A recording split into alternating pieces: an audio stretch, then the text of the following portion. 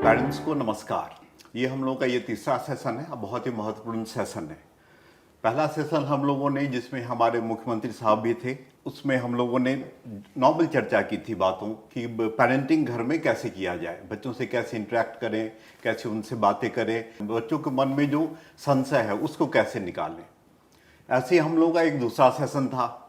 उस सेशन में हम लोगों ने उस बात पे चर्चा की थी कि हम लोग अपने स्कूलों में बुनियाद कैसे कर रहे हैं, हैप्पीनेस कैसे कर रहे हैं। जितने भी पेरेंट्स हैं अभी हमारे घरों में बैठे हैं अपने बच्चों के साथ, तो स्कूल कैसे घर में पहुंच जाए। और ये सेशन हम लोगों के लिए बहुत ही महत्वपूर्ण सेशन है। इसमें हम हैप्पीनेस की, हम लोगों ने 2-3 साल पहले हैप्पीनेस क्लासेस शुरू किए थे अपने स्कूलों में। उसका बहुत ही महत्वपूर्ण असर रहा हमारे बच्चों पे। आज का हमारा ये सेशन इसलिए है कि अब आप अपने घर में बैठ के पेरेंट्स बच्चों के साथ मिलके हैप्पीनेस क्लासेस कैसे करें। तो ये हैप्पी फैमिली की ये शुरुआत है। और इसमें हम लोग सारे यहाँ पे हमारे मिनिस्टर साहब बैठे हुए हैं जिन्होंने काफ़ी हैप्पीनेस पे काम किया है, हैप्पीनेस करिकुलम डेवलप किया है। अविनाश जी भी हमारे साथ हैं। ये हैप्पीनेस क्लास हम अभी आपको इंट्रोड्यूस कर रहे हैं कि स्कूलों में जो हैप्पीनेस क्लास हम करते हैं वो घर में कैसे किया जाए। लेकिन आप हर रोज 4 बजे हैप्पीनेस क्लास हुआ करेंगे। आप लोग इसमें पार्टिसिपेट कर सकते हैं। हमारे टीचर उसमें आपको एंकर करेंगे, हमारे टीचर आपको बताएंगे कि हमारे हैप्पीनेस क्लास है। लेकिन ये हर दिन 4 बजे ये होगा। और मिनिस्टर साहब से मैं ये कहता हूँ कि थोड़ा सा इसके बारे में आपको बताएंगे, फिर हम इसमें आगे चर्चा करेंगे। धन्यवाद विनय जी। सबसे पहले तो मैं अपने शिक्षा विभाग और ख़ासतौर से हमारे शिक्षा निदेशक विनय भूषण जी और हमारे टीचर अविनाश जी को धन्यवाद करता हूं। हमारे एजुकेशन एडवाइज़र शिक्षा विभाग में शैलेंद्र शर्मा जी हैं, उनको भी धन्यवाद करता हूं और बधाई देता हूं कि उन्होंने इस तरह का एक नोबल स्टेप उठाया है जिसमें हैप्पीनेस क्लास अब केवल और केवल दिल्ली के सरकार के स्कूलों में पढ़ने वाले बच्चों के लिए नहीं बल्कि सबके लिए ओपन कर दी है। और हम सब जानते हैं कि सारी दुनिया इस वक्त एक बहुत गहरे संकट से जूझ रही है जिसका नाम है कोरोना। जितना हम समझते हैं हमारे पेरेंट्स ने ऐसा दौर नहीं देखा, हमारे ग्रैंड पेरेंट्स ने ऐसा दौर नहीं देखा। हमारी कई पीढ़ियों में आज जो हमारे सब परिवार हैं पूरी दुनिया में, उन्होंने, उनके पेरेंट्स ने, उनकी ग्रैंड पेरेंट्स ने, उनकी और पीढ़ियों ने कभी ऐसा दौर नहीं देखा कि कभी सारी दुनिया ठहर गई हो, सारी दुनिया को घरों में बैठने के लिए मजबूर किया जा रहा हो। घरों में बैठेंगे तो सुरक्षित रहेंगे, ये सब संदेश दिए जा रहे हों। तो ये एक बड़ा डिफ़िकल्ट सा दौर है। इस डिफ़िकल्ट से दौर में जब दिल्ली में भी लॉकडाउन है और करीब 23-24 दिन से लॉकडाउन की वजह से लोग अपने घरों में कैद हैं, तो वैसे में एंग्जाइटी आना स्वाभाविक है। हमने जब हैप्पीनेस क्लास शुरू की अपने सरकारी स्कूल के बच्चों के लिए, तो हमारे पास पेरेंट्स से डिमांड आई कि भाई पेरेंट्स के लिए भी शुरू करिए। तब हमारे शिक्षा विभाग ने सोचा कि क्यों ना इसको सबके लिए खोला जाए। मतलब आज से दिल्ली सरकार के शिक्षा विभाग द्वारा एक हैप्पीनेस क्लास रोज़ चलाई जाएगी शाम को, इसी चैनल पर जिस पर आप देख रहे हैं, फेसबुक पर, यूट्यूब पर, ट्विटर पर, सब जगह ये लाइव होगी। और हमारे सरकारी स्कूलों के टीचर्स जो पिछले 2 साल से हैप्पीनेस क्लास कराते रहे हैं, वो इस क्लास को कराया करेंगे। ये क्लास केवल सरकारी स्कूल के बच्चों के लिए नहीं बल्कि पेरेंट्स के लिए भी, और उन लोगों के लिए जिनके बच्चे प्राइवेट स्कूल में पढ़ते हैं, उन लोगों के लिए जिनके कोई बच्चे प्राइवेट स्कूल या गवर्नमेंट स्कूल में नहीं पढ़ते हैं, सबके लिए ओपन है। और इसका मकसद एक ही है कि इस टेंशन के दौर में, इस तनाव के दौर में, एंग्जाइटी के दौर में, जबकि सारा परिवार एक साथ बैठा हुआ है, तो फिर थोड़ी देर हैप्पीनेस पे चर्चा हो, थोड़ी देर माइंडफुलनेस पे चर्चा हो, थोड़ी देर साथ में बैठ के मेडिटेशन करें, कुछ हैप्पीनेस के बारे में चर्चा करें। ये हमारा मकसद है आज इस कार्यक्रम को शुरू करने का। रोज़ाना शाम को 4 बजे ये क्लास हुआ करेगी। और एक रिक्वेस्ट मैं आपसे करना चाहता हूँ कि इस क्लास को देखकर अगर आपके घर में आप सब लोग मिलकर इस क्लास को कर रहे हैं, मेडिटेशन कर रहे हैं, तो ये जो टीम है हमारे टीचर्स की, शिक्षा विभाग की, इसका हौसला बढ़ाने के लिए आपको अपने कुछ पिक्चर्स, अपने कुछ फ़ोटोग्राफ फैमिली में मेडिटेशन करते हुए, फैमिली में हैप्पीनेस क्लास अटेंड करते हुए आप अपलोड करिए, तो हमारी टीम का हौसला भी बढ़ेगा। जो लोग इस काम को कर रहे हैं, जिन्होंने नई सोच निकाली है, उनका हौसला भी बढ़ेगा। तो चलिए हैप्पीनेस क्लास की शुरुआत करते हैं। सबको शुभकामनाओं के साथ। तनाव के इस दौर से, संकट के इस दौर से पूरी दुनिया जल्दी से जल्दी निकले, लेकिन जितने दिन भी इस दौर में रहें, खुशहाल रहें, तनाव रहित रहें, परिवार में खुशहाली बढ़े। हैप्पीनेस क्लास का हमारा यही मकसद है, हमारे डायरेक्टर साहब का भी यही मकसद है। सो धन्यवाद, आपको बधाई देना चाहता हूँ इसके लिए। धन्यवाद सर। तो अब मैं अविनाश जी से कहूँगा कि अविनाश जी, आप जो हैप्पीनेस क्लास जो करवाते हो अपने बच्चों को, जरा यहाँ पे हमें हैप्पीनेस क्लास के सारी चीज़ों के बारे में एक बताएं और एक डिमॉन्स्ट्रेशन दें कि हैप्पीनेस क्लास हम अपने घरों में कैसे कर सकते हैं। धन्यवाद सर। और पहले तो आपको बधाई इस पहल के लिए। बहुत दिनों से चाहत थी कि ये बातें घर घर पहुँच जाए। केवल विद्यालय में बच्चों तक रहेगी तो बात बनेगी नहीं। तो आज आपने ये अवसर नया खोला है, घर तक बातों को पहुंचाने की कोशिश की, इसके लिए आप सभी बधाई के पात्र हैं। तो पहला सत्र जो हम लेते हैं वो माइंडफुलनेस का लेते हैं, और माइंडफुलनेस की एक छोटी सी गतिविधि करके देखते हैं जिसमें कि पूरा परिवार जुड़ जाए। और इस कोरोना के पल में कभी लगता हो कि अरे बाहर निकलने में कुछ परेशानी हो रही, बाहर निकल नहीं पा रहे हैं, दम घुट रहा है, तो ऐसे पल में कैसे कुछ राहत की सांस ली जा सकती है। तो शुरू करते हैं। सभी एक आरामदायक स्थिति में बैठ जाएं। आप अपनी कमर सीधी कर लें।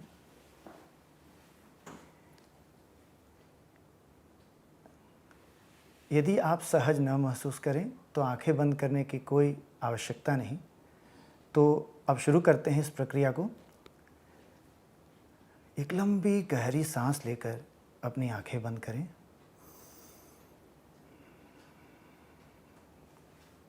यदि आंखें बंद करने में आप असहज महसूस करते हो तो आप आंखें खुली रखते हुए नीचे की ओर देख सकते हैं।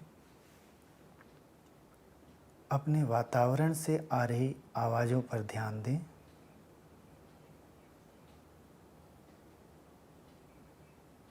कौन सी आवाज़ें आ रही हैं,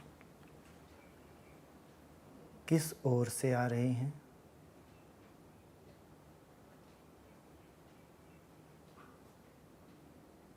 धीमी है या तेज।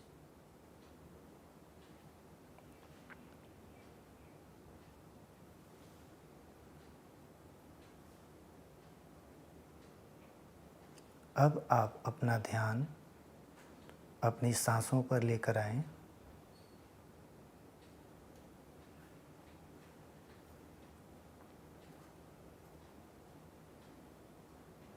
महसूस करें कि सांसें गर्म हैं या ठंडी।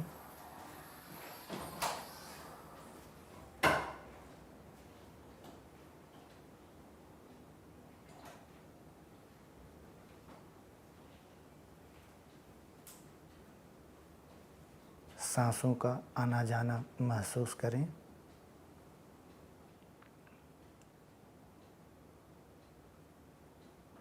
यदि आपके मन में अन्य विचार आ रहे हों तो परेशान न हो, यह स्वाभाविक है।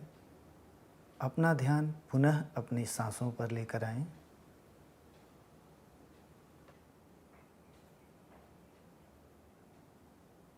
अब आप अपने बैठने की स्थिति पर ध्यान दें। आपके शरीर का कौन सा भाग किन्हीं अन्य वस्तुओं से छू रहा है।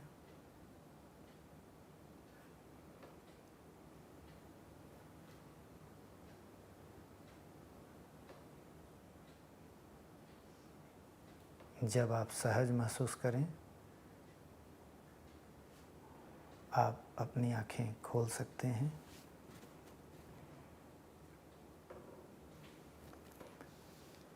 तो कुछ बातों का हमें ध्यान रखना है, जैसे इसमें किसी विशेष प्रकार की अवस्था में बैठने के लिए नहीं कहा जाता। जिस तरह से आप आरामदायक महसूस करते हो उस अवस्था में बैठें। किसी प्रकार के मंत्रोच्चारण की इसमें बात नहीं होती। किसी विशेष प्रकार के शब्दों के बार बार बोलने के लिए इसमें नहीं कहा जाता। और साथ में हमें ये भी ध्यान रखने की बात है कि यदि कोई आंख बंद करने में असहज महसूस कर रहा हो तो आंख बंद करने का दबाव भी न बनाया जाए। तो पूरे परिवार के साथ बैठिए, कुछ इस तरह का अभ्यास कीजिए देखिए दिन प्रतिदिन आपकी स्थिति कैसी बनती है, क्या आप कुछ कंफर्टेबल महसूस करते हैं, क्या आपको कुछ राहत जैसा लगता है, अपने अनुभव शेयर करते रहिएगा। पर एक बात का और ध्यान रखिएगा कि जब भी आप माइंडफुलनेस करने के लिए बैठें तो उस वक्त कोशिश कीजिए कि घर का वो स्थान चुनें जहाँ थोड़ी सी फिर भी शांति हो। साथ ही आप अपने अन्य कार्यों को छोड़ करके आराम से बैठ जाएं और इन बातों का ध्यान रखें कि हम ये सारा प्रयास अपने वर्तमान में आ रही भावनाओं और विचारों को समझने या यूँ कह लीजिए उसके प्रति सचेत होने के लिए कर रहे हैं, सजग होने के लिए कर रहे हैं। मकसद विचारों को ख़त्म करना नहीं है। तो इस बात को लेकर आप परेशान न हो कि अरे आपके मन में तो विचार आते जा रहे हैं, ध्यान सांसों पर जा नहीं रहा या टिक नहीं रहा। तो इसमें कोई परेशानी की बात नहीं है। धीरे धीरे अभ्यास के साथ हमारा ध्यान उन जगहों पर जाना शुरू हो जाता है जहां हम ले जाना चाहते हैं। बस इन कुछ बातों का ध्यान रखते हुए माइंडफुलनेस कीजिए और देखिए किस प्रकार का अनुभव आपको मिलता है। आपके ये 2 मिनट के इस सेशन में ही जी अजीब सी शांति सी महसूस होती है और ये शांति सब घरों में पहुंचनी चाहिए। कुछ सवाल आ रहे हैं पेरेंट्स से, जो लोग देख रहे हैं इस चीज के बारे में, माइंडफुलनेस से ही रिलेटेड। ओके, तो तो आगे फिर बढ़ने इसके से बाद पहले आप हम ठीक है उन सवालों को ले लेते हैं, फिर आगे दूसरे पे बढ़ते हैं। सो जनरली जो सवाल हमारे पास में आए हैं उसमें 2 बड़ी क्लियरली निकल करके आ रहा है, 2 स्ट्रीम। एक जो सवाल आया है वो ये कि जो अविनाश जी ने अभी आपने करके दिखाया, आप इसे माइंडफुलनेस कह रहे हैं। सवाल ये है कि माइंडफुलनेस और मेडिटेशन में क्या अंतर है? बिकॉज बहुत सारे परिवार मेडिटेशन करते रहे हैं, उससे अवगत हैं। तो माइंडफुलनेस और मेडिटेशन में क्या अंतर है, थोड़ा इसको स्पष्ट करते हैं। और एक जो बड़ा इंटरेस्टिंग सवाल और निकल कर के आया है, उसको देखा जा सकता है, वो ये है कि किसी ने पूछा है कि क्या हैप्पीनेस वाकई सिखाई जा सकती है? हैप्पीनेस तो एक भाव है, एक फीलिंग है, उसे कैसे सिखाया जा सकता है, उसे कैसे प्रैक्टिस किया जा सकता है? तो इस पे थोड़ा सा रोशनी डालें सर। माइंडफुलनेस और मेडिटेशन, मैं कोई बहुत उस पर बहुत पकड़ रखने वाला व्यक्ति नहीं हूँ। मैं खुद मेडिटेशन करता हूँ और मेरा मानना है कि माइंडफुलनेस भी मेडिटेशन का एक तरीका ही है। भारत में बहुत सारे तरीके डेवलप हुए मेडिटेशन के, बहुत सारे प्रैक्टिसेस अपनाई गई, पर एक यूनिवर्सल चीज़ जो भारत को यूनिक बनाती है वो ये कि हमने माइंडफुलनेस खोजी। ये भारत की खोज है और आज सारी दुनिया में माइंडफुलनेस के ज़रिए मेडिटेशन की प्रैक्टिस होती है। ये वर्ल्ड एक्सेप्टेड फॉर्मेट है मेडिटेशन का, जो हर धर्म के, हर जाति के लोग इसके ज़रिए, सारी दुनिया के देशों के लोग इसके ज़रिए इस मेडिटेशन तकनीक को अपना रहे हैं। आज वेस्टर्न कंट्रीज़ में, ईस्टर्न कंट्रीज़ में, डेवलप्ड कंट्रीज़ में इसको खूब अपनाया गया है। हमारे यहाँ भी खूब माइंडफुलनेस की प्रैक्टिसेस होती रही हैं, जिसको आप अभी जैसे अविनाश जी करा रहे थे, सांसों का आना आवागमन, हमारे वेदों से लेकर हमारे बहुत हमारी पारिवारिक परंपराओं में, धार्मिक परंपराओं में इसका खूब जिक्र है। कुल मिला के मेडिटेशन का एक फॉर्मेट ही है। मकसद इसका यही है कि मतलब इसका जो शब्द आया है वो बड़ा अच्छा है कि आपका माइंड जो है ना हमेशा फुल रहता है, तनाव से, विचारों से, झगड़े झंझटों से, किसने क्या कह दिया था, किसने क्या करना था, क्या करना है, क्या नहीं होना, क्या हो गया। तो उस माइंडफुल को, मतलब अपने फुल माइंड को थोड़ा माइंडफुल कर लें, थोड़ा ध्यान दे लें। तो कोई चीज़ आप ध्यान दे के करते हैं, आप ये गिलास उठा रहे हैं तो ध्यान दे के उठा रहे हैं, या आपका माइंड पहले कहीं और फुल है, आपने गिलास उठाया और ये गिर गया। तो अगर आप माइंडफुल होकर गिलास उठाएंगे तो गिरेगा नहीं, और अगर बिना फुल, मतलब बिना माइंडफुल हुए फुल माइंड से गिलास उठा लेंगे तो हो सकता है गिर जाए, अपने ऊपर भी गिर सकता है, किसी और के ऊपर भी गिर सकता है। तो बहुत लेमैन लैंग्वेज में मैं कहूँ तो यही मुझे समझ में आता है। बाकी तो जो बहुत एक्सपर्ट्स हैं मेडिटेशन के वो इस पर बात कर सकते हैं, पर मेरी राय में हर चीज़ को ध्यान से करना, हर चीज़ पे ध्यान लगाना, हमारी सबकी शिकायत ये रहती है साहब मेरा मन ना कहीं टिकता नहीं है। तो दुनिया भर में जितने प्रयोग हुए और भारत में जितने प्रयोग हुए और हमारे हैप्पीनेस क्लास में भी जितने प्रयोग हुए, माइंडफुलनेस के प्रयोग से ये देखने में आया कि बच्चे अपने पढ़ाई पे ध्यान देने लगे। जिन लोगों ने भी माइंडफुलनेस किया, उन लोगों के माइंडफुलनेस के तकनीक से मेडिटेशन किया, मन शांत रहने लगा। जैसे विनय जी भी कह रहे थे कि 2 मिनट के अंदर अंदर बड़ी अजीब सी शांति महसूस होती है, बड़ी अच्छी सी शांति महसूस होती लगती है। तो यही है। आपका दूसरा और सवाल था क्या? इस पे ही एक इंटरेस्टिंग सी बात एक टीचर अभी मुझे रिमाइंड कर रहे हैं। वो ये कहते हैं कि बहुत बार पेरेंट्स की भी और टीचर्स की भी बच्चों से शिकायत रहती है। हम ये बोलते हैं कि ये ध्यान नहीं देता, ये ध्यान से नहीं सुनता, पर हम कभी उसे सिखाते नहीं है कि ध्यान कैसे दिया जाए। ध्यान देगा कैसे? जब माइंड फुल होगा तो ध्यान फुल माइंड होगा तो ध्यान कैसे देगा? तो फुल माइंड की जगह माइंडफुल बनाना, मकसद यही है कि हर वक्त सब झगड़े झंझट घूम रहे होते हैं। और ये पेरेंट्स की नहीं होती है, दफ्तरों में भी यही होती है। बॉस की बात नहीं सुन रहा होता है कोई, किसी दफ्तर में, आप सरकारी दफ्तर में जाओ, कोई आदमी काम कराने आता है, उसकी कोई बात नहीं सुन रहा होता, दिमाग में इतनी सारी चीज़ें घूम रही होती हैं। तो फुल माइंड की जगह माइंडफुल बनाना, उसका अभ्यास करना। नहीं विनय? हाँ, मतलब ये इसमें आप ये भी कह सकते हैं कि लोगों को दुख होता क्यों है जब कॉन्फ्लिक्ट होता है माइंड में। हाँ, उसको जब आपकी इस स्थिति से, आपकी जो परिस्थिति है उससे जब आपका कॉन्फ्लिक्ट होता है तब दुख होता है। और ये जो क्लास है, ये जो माइंडफुलनेस की आप जो बात करते हैं, उसी परिस्थिति को समझने का एक प्रयास है और एक्सेप्टेंस का प्रयास है कि अगर आप जो चीज़ें जैसी भी है, अगर आप उसको एक्सेप्ट करते हो तो आपको वो दुख नहीं होगा, वो कॉन्फ्लिक्ट नहीं रहेगा। तो मेडिटेशन का एक ये भी वो है कि जो भी जैसा है आपको एक्सेप्ट करना है कि ये ऐसा है। अब वो जो स्थिति है उसको उबरने के आपको अलग तरीके हो, लेकिन आपको पहले ये एक्सेप्ट करना पड़ेगा कि ये स्थिति है। वैसे भी देखो, परिवार के साथ बैठ के खाना खाते हैं, सिनेमा देखने जाते हैं, पार्कों में घूमने जाते हैं, एक बार परिवार के साथ बैठ के मेडिटेशन भी करिए, ये मौका है। हाँ, तो बहुत अच्छा मौका है कि साथ बैठे हुए हैं सब। तो दूसरा जो इसी से रिलेटेड था वो ये था कि क्या हैप्पीनेस सिखाई जा सकती है? हैप्पीनेस का अभ्यास कराया जा सकता है। हैप्पीनेस अगर कोई टारगेट दिखे कि जिस तरह से हमने जब हैप्पीनेस क्लास को लॉन्च किया था उस वक्त भी ये बात आई थी कि भाई आप क्लास में हैप्पीनेस करोगे, क्या हैप्पीनेस सिखाई जा सकती है? तो हमने कहा बिल्कुल, हैप्पीनेस एज ए सब्जेक्ट पढ़ा के कुछ आप मैथमेटिक्स में 2+2 जोड़ के 4 सिखा दो, अलग उस तरह के टारगेट से नहीं समझ सकते, लेकिन हैप्पी रहना सिखाया जा सकता है। हैप्पीनेस एक मन की अवस्था है, उस अवस्था से परिचय कराया जा सकता है कि भाई कोई काम हम खुश होकर करते हैं या खुश रहने के लिए करते हैं। वो कहते हैं ना कि आदमी बड़े तनाव में होता है तो उसको सबसे अच्छा काम भी दुखी करने लगता है, और जब हैप्पी होता है तो सबसे कष्टकारी काम भी वो खुशी खुशी निकाल जाता है। तो वो हैप्पीनेस जो मन की अवस्था है, हमारा पूरा कोशिश उसमें हैप्पीनेस क्लास में यही है कि बच्चा उस मन की अपनी अवस्था को समझे, उस मनोस्थिति को, मनोदशा को समझे और बार बार उसका अभ्यास करे, उससे उसका इंट्रोडक्शन हो जाए।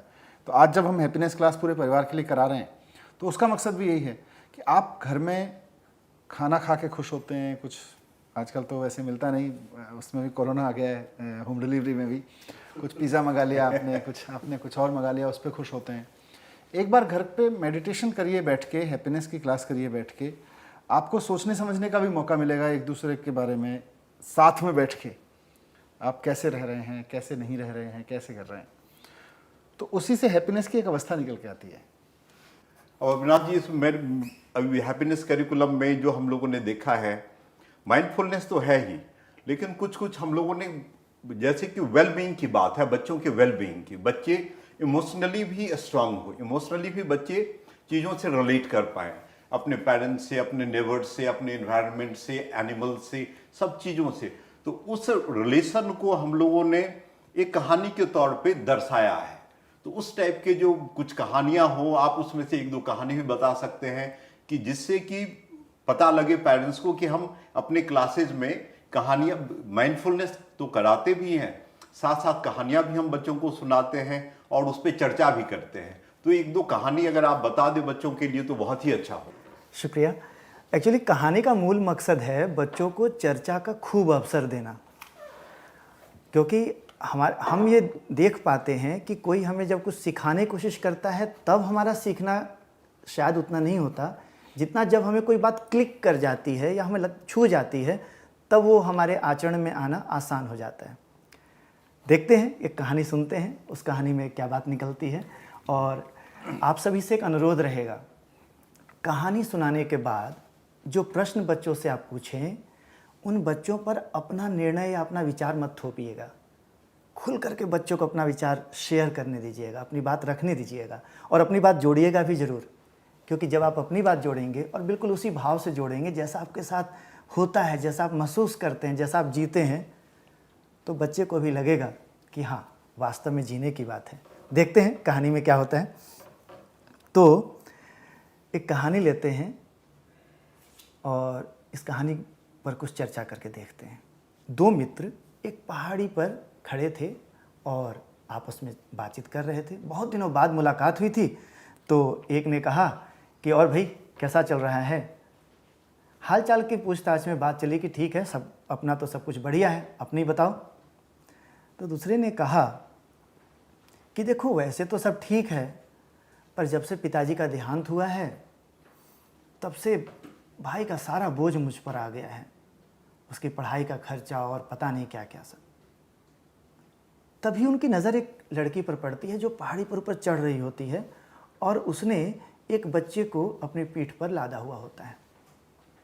लड़की की उम्र वही लगभग 9-10 साल की होगी, पसीने से लथपथ।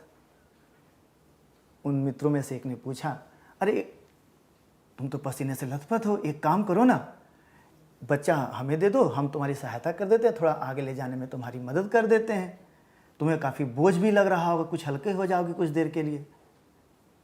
बच्ची ने कहा, अंकल ये आप क्या बात कर रहे हैं, ये मेरा भाई है, भाई कोई बोझ नहीं। इतना सुनते ही दोनों मित्र कुछ सोच में पड़ गए कि अभी कुछ देर पहले उनकी क्या चर्चा चल रही थी। तो क्या भाई बोझ होता है? चलिए कुछ प्रश्न रखते हैं और इन प्रश्नों पर चर्चा करके देखते हैं। अच्छा, आपको भी कोई संबंध ऐसा लगता है जिसे आप बोझ नहीं मानते? ध्यान रखिएगा, क्या प्रश्न है, क्या आपको भी कोई ऐसा संबंध या आप ऐसे कौन से संबंधों को जीते हैं जिसे आप बोझ नहीं मानते और क्यों? दूसरा प्रश्न जो आप अपने परिवार में चर्चा के लिए लीजिएगा वो प्रश्न है, पारिवारिक संबंधों में मधुरता लाने के लिए आप क्या क्या प्रयास करते हैं? पारिवारिक संबंधों में मधुरता लाने के लिए, अपनापन बढ़ाने के लिए आप क्या क्या प्रयास करते हैं? और तीसरा प्रश्न जो आपकी चर्चा के लिए रखना चाहूँगा, प्रश्न है, आप अपने परिवार में कौन कौन सी जिम्मेदारी निभाते हैं? बस 3 प्रश्न, इन 3 प्रश्नों पे आज चर्चा करके देखिए क्या क्या बातें निकल के आती हैं। पर फिर वही बात, हर व्यक्ति को अपनी बात साझा करने दीजिए, अपने विचार साझा करने दीजिए, अपने विचार को थोपने की कोशिश न हो परिवार में, और साथ में इस बात का भी हम ध्यान रखें कि हम अपनी बात भी खुल करके शेयर करें। जी धन्यवाद। तो बहुत ही मधुर कहानी था और मैं मानता हूं कि परिवार में जब ये कहानी की पे चर्चा होगी तो बच्चे भी उसमें और जो भी पेरेंट्स हैं समझेंगे कि संबंध क्या होता है, किसको हम जिम्मेवारी कहते हैं, किसको हम बोझ कहते हैं, और कौन हमारा अपना है, कौन हमारा पराया है। और ये आप अगर देखेंगे, अगर इस कहानी की ही बात लें तो मेरे को नहीं लगता कि कोई भी, हर आदमी समाज से ऐसे जुड़ा है कि समाज का कोई भी आदमी किसी के लिए बोझ नहीं लग सकता। सबकी, समाज के एक एक आदमी की, एक एक लोगों के लिए हर की उतनी ही जिम्मेवारी बनती है। बड़े इंटरेस्टिंग इस पे सवाल पूछ रहे हैं। हाँ, एक बड़ा ही प्रैक्टिकल सवाल एक मैडम ने पूछा है। उनका कहना है कि हमारे परिवार में 6 लोग हैं और कभी भी किसी भी मुद्दे पर वो एक मत कभी होते ही नहीं है। आप कह रहे हो कि कहानी के बाद उस पर चर्चा किया जाए जी, तो वो सब तो झगड़ा कर लेंगे आपस में। कैसे सहमत हो, मतलब कैसे उस चर्चा को गाइड कैसे किया जाए कि वो बिना लड़े झगड़े किसी चीज पर सहमत हो सके, इसके बारे में भी कुछ बताएं। देखिए होता क्या है कि हर बच्चे के पास या हर व्यक्ति के पास एक अवसर उपलब्ध हो जाए कि अपनी मन की बात रख सके और हम उस सहजता के साथ वहाँ उपस्थित हों कि हम उसकी बात सुन सकें।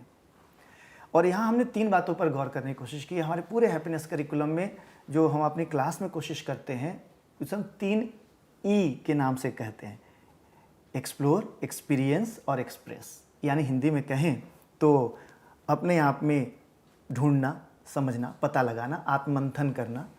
उसके बाद फिर बात आती है एक्सपीरियंस यानी अनुभव करने की बात, और उसके बाद अपने आप को व्यक्त करने की बात तो होती है। और व्यक्त में भी 2 बातें, व्यक्त करने में भी केवल ये नहीं कि शब्दों में व्यक्त कर लिया, बात है व्यवहार में कितना व्यक्त हो पा रहा है। तो इतनी हड़बड़ी में हम ना चलें कि परिणाम बहुत जल्दी आ जाएगा, क्योंकि हमें भी बदलने में वक्त जब बहुत लगता है तो सामने वाले को बदलने का वक्त हम क्यों नहीं देने को तैयार हैं। तो आपस में अपने संबंधों की मिठास को बनाए रखें, एक दूसरे को खूब सुने, धैर्य से सुने।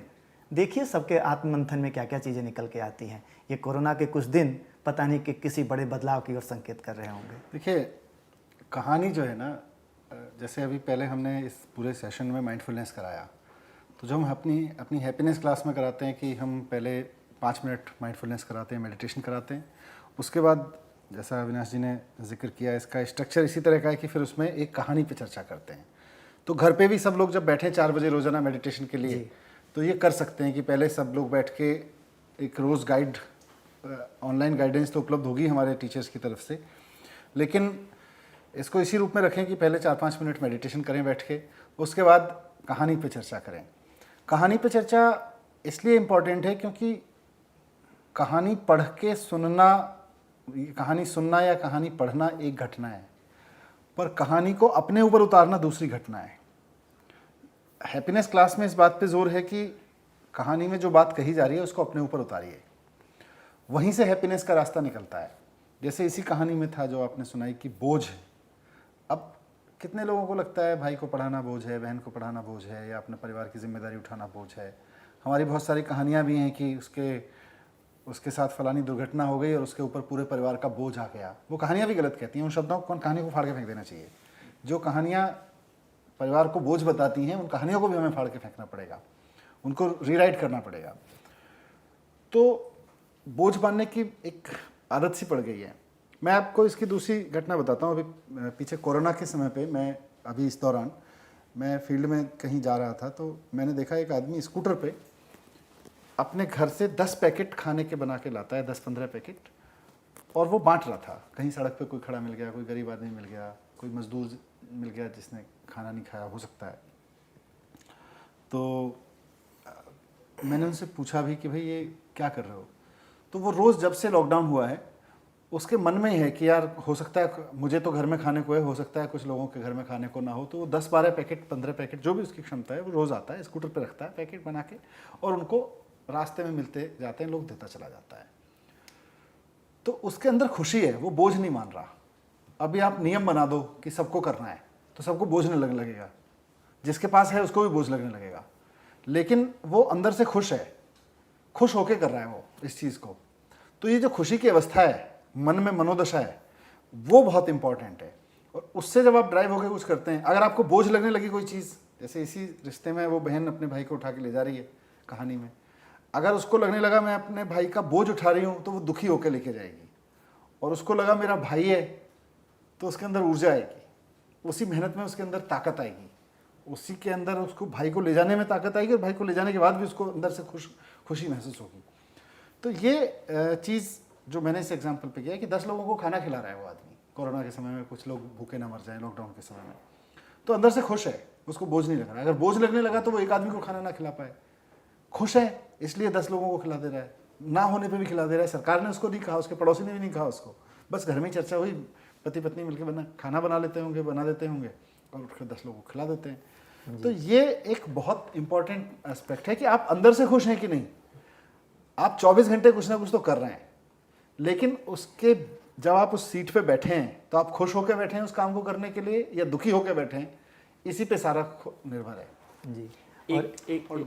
एक बात और जोड़ना चाहूँगा कि जैसे घर में जो आपने कहा कि कहीं आपस में लोग भीड़ न जाएं, तो उसके लिए एक बात और ध्यान रखने की आवश्यकता होती है कि जो भी व्यक्ति जो कुछ भी शेयर कर रहा है, जो व्यक्ति जो कुछ भी बता रहा है, उसके अनुभव में वो बात कहीं ना कहीं से आई है, चाहे उसने वैसा कुछ होते हुए देखा है, चाहे उसके साथ कोई ऐसी घटना घटी है। तो जब उसने वैसा कुछ देखा, सुना, महसूस किया, तब उसने कुछ व्यक्त किया है। तो हो सकता है उसके पिछले अनुभवों में कुछ ऐसी बात हो जो आपके अनुभवों से भिन्न हो। तो इस बात का सम्मान करते हुए एक दूसरे को सुनते चलिए और स्थिति बेहतर हो जाएगी। नहीं, इसीलिए हमारे क्लास में ये भी इसीलिए कहा गया कि बच्चों को बोलने का पूरा मौका दिया जाए, बच्चों पे अपनी कंडीशन न ला दी जाए और बच्चे को पूरी फ्रीडम दी जाए कि बच्चा अपना जो भी कहना चाहे इस कहानी के बारे में, चाहे अपने एक्सपीरियंस के बारे में, उसको पूरी छूट है कि बच्चा खुल के बात कर सके। जी। बच्चे में कॉन्फिडेंस भी आता है, बच्चे को खुशी भी मिलती है इससे कि अब हमारे टीचर, हमारे जो दोस्त हैं वो मेरी बात अब सुन रहे हैं। जी। सही और उससे, और यही हैप्पीनेस का ये शुरुआत है। आदमी खुश होता ही तब है जब आपका एक्सेप्टेंस होगा दुनिया में। एक छोटी सी बात यहाँ जोड़ना चाहूँगा। बच्चों से चर्चा होते वक्त एक से पूछा गया, सम्मान आप किसी को किन तरीक़ों से देते हैं? और एक छोटे से बच्चे ने, 6ठी क्लास में जो अभी गया है, उस बच्चे ने कहा कि किसी को सुनना भी सम्मान देना है। बहुत बड़ी बात है। तो किसी ध्यान से सुनना, किसी को ध्यान से आप सुनना भी सम्मान सुनिए, देना है। उसका रेस्पेक्ट है कि आप उसकी बातों को सुन रहे हैं। एक बच्चा बता रहा है, बहुत बड़ी बात। एक नीतिगत, मतलब कि पॉलिसी रिलेटेड सवाल किसी ने पूछा है कि हमेशा से बचपन से जब हम लोग भी स्कूल जाते थे तो एक मॉरल साइंस की किताब होती थी, नीति शास्त्र की किताब होती थी, जो स्कूल में हमें पढ़ा दिया जाता था। तो आप जो कर रहे हैं यहाँ पे, जैसे हैप्पीनेस में जो कहानी आप उपयोग करते हैं, वो जो मॉरल साइंस का जो सिलेबस होता था उसमें और इसमें क्या अंतर है? और फिर बहुत सारा हमारा ट्रेडिशन रहा है, बहुत अच्छी अच्छी हितोपदेश और ये सब जातक कहानियाँ बहुत सारी रही हैं। इन सब चीज़ों के बीच में फिर आपने अपने आप से कहानियाँ कहाँ से इंट्रोड्यूस करी और क्या डिफरेंट है उसमें? और देखिए, इस कैरिकुलम को जब हम बना रहे थे तो उस वक्त ये बड़ा सवाल उठ रहा था कि क्या हम नैतिक शिक्षा बना रहे हैं? नैतिक शिक्षा उसका एक छोटा सा हिस्सा है, उसका आधार है, पर हैप्पीनेस एक विज्ञान है। मतलब नीति क्या है? कोई कहानी कहती है कि सच बोलना चाहिए, ये नीति है। पर अगर उसके विज्ञान पे चर्चा नहीं हुई तो सच बोलना बोझ लगने लगता है, सच बोलने से डर लगने लगता है यार सच बोला तो नुकसान हो जाएगा, इसलिए आदमी बोलता नहीं। जैसे मतलब इसी सच वाले एग्जाम्पल पे ले तो हरिश्चंद्र की कहानी हमने सुनाई कि साहब सच बोलना चाहिए और सच के लिए सब कुछ बर्बाद कर देना चाहिए, चाहे अपना सब कुछ दांव पे लगाना पड़े, लेकिन सच बोलना चाहिए। बड़ी अच्छी कहानी हमारी भारतीय परंपरा में आई। लेकिन हो क्या गया कि हमने नैतिक शिक्षा में वो कहानी ले ली खाली। बस हमने कहा सब सच बोलना नीति है और ये कहानी पढ़ो और सब सच बोलने लगो, कोई नहीं बोलता। बल्कि हम आदर्शवादी बातें जो भी करें, हकीकत ये है कि आज हरिश्चंद्र कह के उस व्यक्ति का मजाक उड़ाया जाता है जो अपने दफ्तर में ईमानदारी से काम करता है, जो सच बोलता है, उसके बारे में लोग कहते हैं यार बड़ा हरिश्चंद्र है भाई। तो इसलिए वो हुआ क्या कि हमने खाली नीति पे छोड़ दिया। जब तक आप नीति के पीछे के विज्ञान पे बात नहीं करोगे बच्चों से, खाली नीति पे, सच बोलना चाहिए नीति है, लेकिन सच क्यों बोलना चाहिए? सच बोलेंगे तो आप खुश रहते हैं, सच बोलेंगे तो आपके अंदर एनर्जी आती है, सच बोलेंगे तो आपको कुछ अच्छा करने का मन करता है और आपकी पूरी ऊर्जा बनी रहती है। तो वो कैसे है, उसका अनुभव आप उसको नहीं कराएंगे, खाली कहेंगे भाई सच बोलना चाहिए कि झूठ बोलना चाहिए, बच्चा लिखेगा सच बोलना चाहिए, कहानी खत्म हो गई। तो वो नीति है। मतलब नैतिक शिक्षा की सबसे बड़ी कमी ये रह गई उस दौर की। मैं नैतिक शिक्षा पे सवाल नहीं उठा रहा। जिस परंपरागत तरीके से नैतिक शिक्षा दी गई कि एक कहानी सुनाई गई, कहानी के बाद पूछा गया भाई हरिश्चंद्र की माताजी का नाम क्या था, उनके बच्चे का नाम क्या था, उन्होंने क्या किया, उन्होंने क्यों किया, इस कहानी से हमें क्या शिक्षा मिलती है, सच बोलना चाहिए। मैं सच बोलता हूँ तो मुझे मेरे अंदर क्या होता है? मैं झूठ बोल के खुश होता हूँ कि सच बोल के खुश होता हूँ? जब मैंने झूठ बोला तब मैं पूरे दिन कैसे जिया, और जब मैंने सच बोला तो मैं पूरे दिन कैसे जिया? मैंने अपने अंदर कभी स्टडी करके नहीं देखा उस कहानी के बाद। तो हमारी हैप्पीनेस क्लास में हम इस बात पे कहते हैं कि हम अगर कहीं कहानी में पढ़ाएंगे कि सच बोलना चाहिए, तो हम कहानी से क्वेश्चन नहीं पूछेंगे, हम उससे पूछेंगे कि भाई, और हम उसको समझाएंगे भी नहीं कि पूरे दिन सच बोलना कि झूठ बोलना। हम तो चाहेंगे कि बच्चा 2-4 बार झूठ भी बोल ले। हम चाहेंगे कि बच्चा दिन में 4-6 बार सच बोले तो 1-2 बार झूठ बोले, और उसके बीच अंतर करना सीखे कि जब मैंने झूठ बोला तो मेरे अंदर क्या खलबली मची, जब मैंने सच बोला तो मेरे अंदर क्या खलबली मची। फिर बच्चा अपने आप कहेगा मुझे सच वाली खलबली चाहिए, मुझे झूठ वाली खलबली नहीं चाहिए। अभी ये हमारा हैप्पीनेस का विज्ञान है। ये भारत का जो अनुसंधान था, जिसको कहते हैं कि भारतीयता थी, वो अनुसंधान हमारे उस विज्ञान में था। अब उसको हमने नीति में बना दिया। नीति एक आधा अधूरा काम था जिसके विज्ञान को हम अपने एजुकेशन में ट्रांसफर नहीं कर पाए। हमारा हैप्पीनेस करिकुलम जो है पूरा का पूरा इस विज्ञान पर आधारित है। जैसे यही कहानी जो अविनाश जी ने सुनाई, सामान्य तौर पे हम कहते हैं भाई बहन में प्यार होना चाहिए। अब सारे भाई बहन एक दूसरे पे लड़ते हैं, कौन से भाई बहन है जो नहीं लड़ते? पर प्यार होना चाहिए कहानी से आप नीति सिखा दोगे और फिर सारे भाई बहन प्यार में रहने लगेंगे, ऐसा तो होने वाला नहीं है, और आज तक हुआ नहीं, और हम कब नहीं पढ़ा रहे थे ये सब चीज़ें। तो हैप्पीनेस में हम इससे आगे कदम उठाया। भाई बहन में प्यार होना चाहिए, भाई बहन को एक दूसरे को बोझ नहीं मानना चाहिए। कहानी ये कहती है हैप्पीनेस की क्लास में ये क्या करते हैं हमारे टीचर्स कि उसके बाद बच्चों को कहते हैं अच्छा सुबह से शाम तक आप अपनी ज़िंदगी में से उदाहरण ढूंढ के लाओ जब आपने अपने किसी रिश्ते को बोझ माना। आपकी बहन ने आपसे पानी मांग लिया, आपको बोझ लगा कि आप आराम से बैठे हुए थे, आपको उठना बोझ लगा क्या, या बहन ने आपसे पानी मांगा तो आपने उठ के खुश होकर दिया। वो बच्चा रिकॉल करता है मेरी मम्मी ने मुझको ये काम दिया था, मुझे अपने मम्मी के कहने पे काम कर रहा था तो मुझे बोझ लगा। कब बोझ लगा, कब खुशी खुशी किया। बोझ लगने में मैं दुखी था, खुशी खुशी जब कर रहा था तो मज़ा आया। तो ये बच्चा अपनी फीलिंग्स रिकॉल करता है। तो हम अगले एक हफ्ते फिर बच्चे की फीलिंग्स रिकॉल करने में मदद करते हैं। तो आज मैं जो हैप्पीनेस क्लास चल रही है उसमें भी कहना चाहूँगा कि जब किसी कहानी पे चर्चा करें तो कहानी के चरित्रों को भूल जाएं और अपने ऊपर चर्चा करें कि और खुल के चर्चा करें कि कल आपने मुझे ये कहा था ना, ये बोझ लगा, या ऐसा नहीं लगना चाहिए था। आपके अंदर से अगर कुछ घटने लगा तो ये कहानी सफल है, नहीं तो किताब में लिखी हुई एक नीति शास्त्र की चीज़ है, किसी के काम नहीं आती। तो बेसिकली आप ये कह रहे हैं कि कहानी के माध्यम से हम अपने जीवन पे रिफ्लेक्ट करें कि हम कैसे जी रहे हैं, कैसे हम रिश्ते निभा रहे हैं और किस तरीके के थॉट हमारे अंदर में आ रहे हैं। कहानी एक माध्यम है जी। उस दिशा में उस तरीके से सोचने में मदद कर। बिल्कुल, कहानी अगर लक्ष्य है तो नीति है, और अगर कहानी वो माध्यम है तो हैप्पीनेस है। ये तो हम चर्चा कर रहे हैं पूरे परिवार के साथ बैठ करके, तो हमें भी जो ग्रोन अप हैं उनको भी शायद उसी दृष्टिकोण से रिफ्लेक्ट करना होगा। बिकॉज हम बच्चों को कोई चीज़ बताएं और हमारे स्वयं के आचरण में वो नहीं आएगा तो वो फिर विरोधाभास होगा, फिर वो कभी एक्सेप्टेड नहीं होगा, बच्चा कभी उसे नहीं मानेगा। जो हम कह रहे हैं उससे कहीं ज़्यादा जो हम कर रहे हैं वो चीज़ बच्चा देख रहा है। और इसीलिए हमारी क्लास में एक और बात यहाँ सपोर्ट करती है इस चीज़ को कि जब टीचर न्यूट्रल होकर के इन चीज़ों को करते हैं, मतलब किसी के उत्तर को स्वीकारना या किसी के उत्तर को अस्वीकार कर देना, ऐसा नहीं करते हैं, तो वो भी एक तरह से देखा जाए तो अपने आप के लिए एक अवसर उपलब्ध करा रहे हैं। क्योंकि हर व्यक्ति ग्रो करेगा इस वक्त, चर्चा के वक्त हर व्यक्ति अपने आप को देख रहा होगा। तो जब परिवार में चर्चा चल रही होगी तो हर व्यक्ति को वहाँ भी अपने आप में आगे बढ़ने का अवसर मिलेगा, अपने आप को देखने का अवसर मिलेगा। जी, तो इससे वाकई सबको बहुत फ़ायदा होगा, हमारे पेरेंट्स को भी बहुत फ़ायदा होगा हमारे। और सर हम लोग आपने एक जो ब्लॉग डेवलप किया है, हाँ, उसके बारे में भी आप थोड़ा सा बताएं। बेसिकली लॉकडाउन है तो मुझे भी थोड़ा सा समय मिल जा रहा है आजकल। हाँ, तो जितनी हैप्पीनेस की गतिविधियां हैं, कहानियां हैं, इसकी माइंडफुलनेस है, इस पे हमारे टीचर्स ने, हमारे एजुकेशन एक्सपर्ट्स ने, हमारी एक हैप्पीनेस की टीम थी, उसने बहुत रिसर्च की थी और लगातार उस रिसर्च में, उस चर्चाओं में भी शामिल रहा था। क्योंकि इंटेंट, उद्देश्य क्या था वो एक तरह से हम लोगों को क्लियर था और पूरी टीम उस पर काम कर रही थी हमारी। तो उस सारी कहानियों को बहुत सोच समझ के छांटा गया है। बहुत भारतीय परंपरा से बहुत सारी कहानियाँ, अंतर्राष्ट्रीय परंपरा से बहुत सारी कहानियाँ उठाई गई हैं, बहुत सारी एक्टिविटीज़ उठाई गई हैं। लोग हमसे पूछते हैं कि भाई ये हैप्पीनेस क्लास में क्या करते हो, तो मुझे लगा कि उसके जवाब में अब एक ब्लॉग बना देते हैं। तो अब हैप्पीनेस की हमारी जो पूरी, मतलब हैप्पीनेस की पूरी क्लास जो है वो एक ब्लॉग पे आ गई है।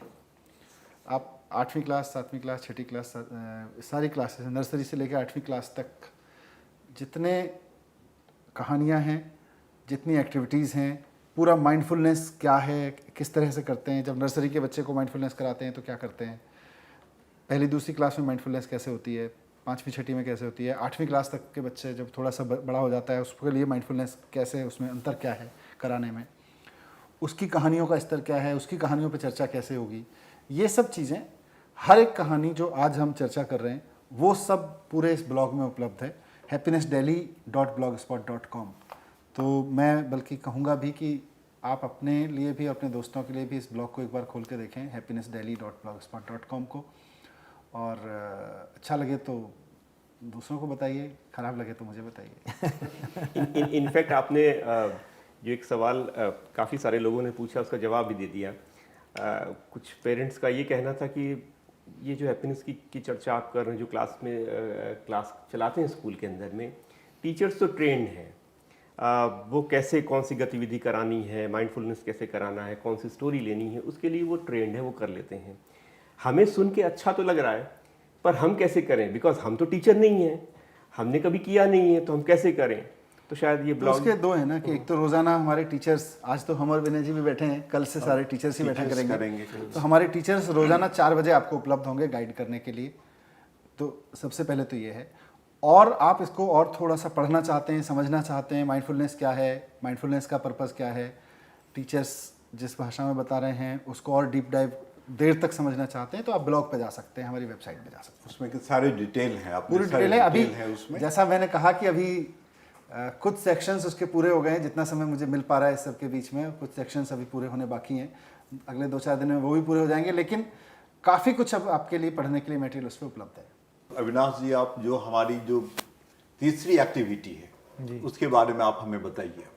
जी देखिए, ये सब तो केवल तरीके हैं, पहुंचना वही है कि ये बच्चा अपने आप के बारे में सोचना शुरू कर दे। बच्चा क्यों, हम सब अपने बारे में सोचना शुरू कर दें और हमारी स्थिति बेहतर होती चली जाए। कहानी भी इसलिए ली गई थी कि एक आधार तैयार हो जाए और उस पर चर्चा हो। गतिविधि भी इसी उद्देश्य से ली गई है। हाँ, बस थोड़ा सा तरीका बदल जाएगा, कुछ वक्त अलग तरीके से बीतेगा। एक एक्टिविटी लेते हैं आज, और इसमें कुछ प्रश्न हैं आपके लिए। कीजिए क्या, साथ बैठिए और हो सके तो आपस में एक एक कागज़ दे दीजिए और सभी को कहिए कि आपको क्या क्या अच्छा लगता है, ये लिखें। तो एक लिस्ट क्या की बनाएं, क्या क्या आपको अच्छा लगता है, और दूसरी लिस्ट उसमें क्या बनाएं, क्या क्या आपको अच्छा नहीं लगता है। तो 2 बातें, क्या क्या आपको अच्छा लगता है और क्या क्या आपको अच्छा नहीं लगता है। और लिस्ट बनाने के लिए लोगों को 2 मिनट दे दीजिए। तो परिवार के सभी सदस्य अपनी लिस्ट के साथ तैयार होंगे। अब उसके बाद आप एक काम कीजिए, उनमें से उन कार्यों को, उन वस्तुओं को चिन्हित करने या गोला लगाने की कोशिश कीजिए जो आपको अच्छा लगता है पर अच्छा है नहीं। अच्छा लगता है पर अच्छा है नहीं। और दूसरी तरफ भी वही काम कीजिए जो आपने कहा था, जो जो अच्छा नहीं लगता है पर वो अच्छा है। तो इस तरीके से आप पाएंगे कि आपको 4 तरह की बातें निकल के आएंगी। क्या आपको अच्छा लगता है और अच्छा है भी, क्या आपको अच्छा लगता है पर अच्छा है नहीं, क्या आपको अच्छा नहीं लगता है पर अच्छा है, और क्या आपको अच्छा लगता भी नहीं है और अच्छा है भी नहीं। तो आप इस तरह से एक गतिविधि घर पे करके देखिए कि लोगों की क्या क्या बातें निकल करके आती हैं, और आपस में चर्चा करके भी देखने की कोशिश कीजिएगा कि उन्हें वैसा क्यों लगता है। इस पे जो बड़े पॉपुलर से सवाल हैं वो ये कि अभी आपने थोड़ी देर पहले एक कहानी बताई जी, और वो कहानी के माध्यम से चर्चा हुई। फिर एक एक्टिविटी आप बता रहे हैं। 2 बात है इसमें निकल करके आती है। एक ये कि कहानी और एक्टिविटी, क्योंकि एंड तो दोनों का ही है कि उसके बाद आप एक चर्चा कर रहे हो, तो दोनों में अंतर क्या है, क्यों हम अलग अलग कर रहे हैं, क्यों ना हम सिर्फ कहानी के माध्यम से ही चलें, या क्यों ना हम केवल गतिविधि के माध्यम से ही क्यों ना चलें। तो ये दोनों ही चीज़ क्या हमें रोज़ कराना ज़रूरी है, या हम सिर्फ एक ही चीज़ जो हमें ठीक लगे वो हम करें? जी, तो इसमें वैसे तो आपके वक्त की उपलब्धता पर सारी बात निर्भर करती है, परंतु एक दिन भी आप कहानी पर आधारित चर्चा कर लें घर पे, दूसरे दिन आप गतिविधि आधारित चर्चा कर लें। और जब आजकल जब आप पूरे दिन घर बैठे हैं तो हो सकता है कि सुबह आप कहानियों पर चर्चा कर लें और शाम के वक्त बैठ करके गतिविधि पर चर्चा कर ली जाए। तो इस तरीके से आपको मोड चेंज करने का अवसर मिलेगा, अपने आप को बातचीत का एक आधार बदलता हुआ दिखेगा, तो उसकी रोचकता बढ़ जाएगी। मुझे लगता है ये अच्छा अवसर है, और इसको अब हम कंक्लूड भी करें, क्योंकि एक हैप्पीनेस की क्लास अगर रोज़ घरों में चलेगी तो इसको, आज तो शुरुआत थी, बहुत सारे लोगों को हो सकता है बहुत आइडिया ना हो कि हैप्पीनेस क्लास में क्या होता है। मेडिटेशन होता है, कहानियों पे चर्चा होती है और कुछ एक्टिविटीज़ होती हैं। ये भी आज एक खाका समझ में आ गया। इस क्लास को हमारे टीचर सब रोज़ाना चलाएंगे, और उसकी डिटेल्स आपको अगर पढ़नी है तो आप उस ब्लॉग पे जाके पढ़ सकते हैं। वो ब्लॉग आपको मदद करेगा कि जब आप टीचर्स की बात सुन रहे हो तो उसको समझ सकें। और मुझे लगता है कि ये एक अच्छी शुरुआत है। इसके लिए वंस अगेन मैं शिक्षा विभाग को वाकई बहुत बधाई देना चाहता हूँ। पेरेंट्स को जरूर फायदा होगा, बिल्कुल, मेरा मानना सबको, पेरेंट्स, जो भी पेरेंट्स, नॉन पेरेंट्स, सबको फायदा है, होगा। सबको फायदा होगा इससे। आप लोगों को बहुत बहुत बधाई, और इस यात्रा में बहुत आगे तक हम जा पाएँ इसके लिए शुभकामनाएं। Thank you. Thank you. धन्यवाद।